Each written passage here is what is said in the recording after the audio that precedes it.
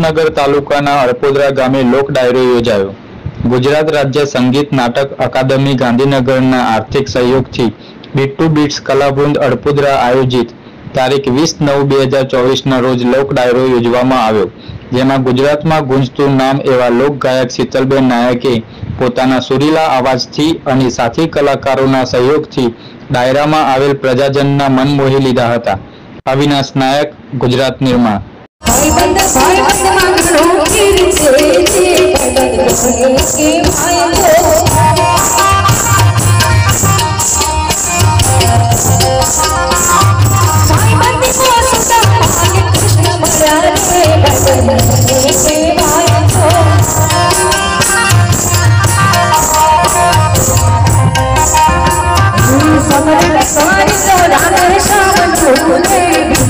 Rana